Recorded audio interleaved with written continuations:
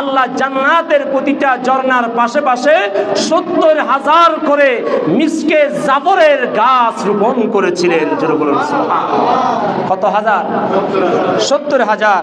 এবং জুইলাত সামারুহা বখুরু আহলিল জান্নাহ, এবং সেখানে এমন এমন ফল আল্লাহ দিয়েছেন যেই ফলগুলা জান্নাতীদের খাবারের ব্যবস্থা হিসেবে থেকে যাবে।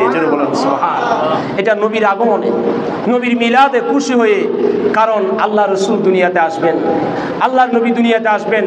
আদম থেকে ঈসা পর্যন্ত গত জুমায় বলেছিলাম, সমস্ত নবীদের কাছ থেকে আমার আল্লাহ ওয়াদা নিয়েছিলেন যে তোমাদেরকে নবুয়তের মর্যাদা দেব, তোমাদেরকে নবী বানাবো, দুনিয়াতে তোমাদেরকে শ্রেষ্ঠ বানাবো। শর্ত কিন্তু একটা, সেটা হলো আমার যে নবী সবার শেষে যাবে, আমার সাইয়্যিদুল আম্বিয়া সবার শেষে যাবে, আমার খাতামুন নবীন সবার শেষে যাবে, রহমতুল লিল আলামিন সবার শেষে যাবে। এই কথা তোমরা আপন আপন উম্মতদেরকে বলতে হবে।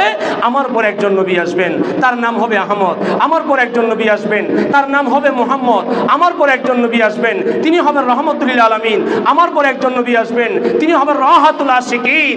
আমার পর একজন নবী আসবেন, তিনি হবেন সাইয়্যিদুল মুরসালিন। জোরে বলুন না সুবহানাল্লাহ। এটা ছিল নবীদের দায়িত্ব। এটা কি ছিল?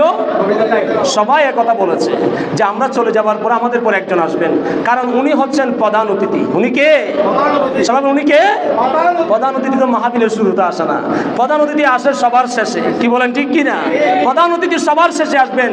তো আমার নবী হচ্ছেন সমস্ত নবীদের মধ্যে প্রধান অতিথি।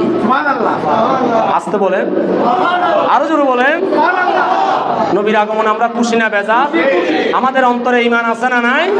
যার অন্তরে নবীর প্রেম আছে, যার অন্তরে বিন্দু পরিমাণ ঈমান আছে, সে নবীর আগমনে কখনো নারাজ